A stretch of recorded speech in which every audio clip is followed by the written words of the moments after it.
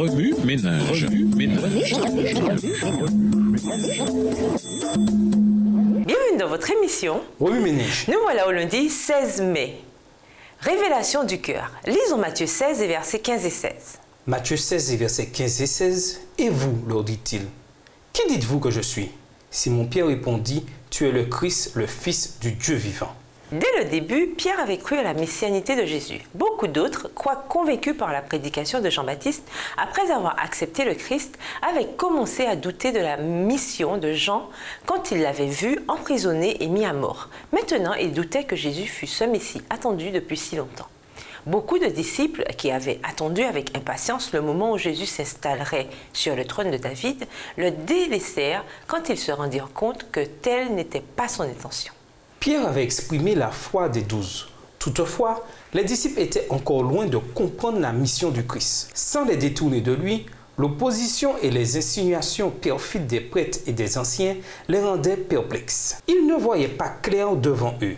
L'influence, la puissance de la tradition, tout cela constituait un écran qui leur dérobait la vue de la vérité.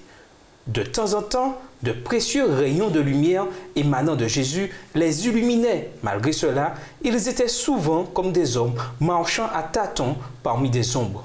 Ce jour-là, au moment où ils allaient être placés en face de la suprême épreuve de leur foi, le Saint-Esprit reposait sur eux avec puissance. Un instant, leurs regards furent détournés des choses visibles pour contempler les invisibles. Ils reconnurent sous son déguisement humain la gloire du Fils de Dieu. Jésus répondit à Pierre, « Tu es heureux, Simon, fils de Jonas, car ce n'est pas la chair ni le sang qui t'ont révélé cela, mais c'est mon Père qui est dans les cieux. » Après que Pierre eut renoncé au moi et se fut entièrement appuyé sur la puissance divine, il reçut son appel d'assistant berger.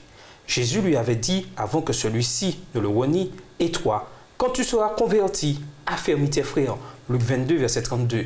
Ces paroles révélaient l'œuvre qu'il devait accomplir pour ceux qui embrasseraient la foi. L'expérience que Pierre fit du péché et de la repentance le prépara à cette œuvre.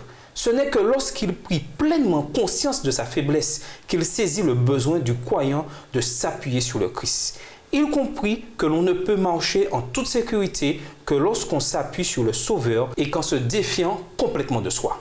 Lors de la dernière rencontre au bord de la mer avec ses disciples, Jésus éprouva Pierre en lui posant 3 fois la question.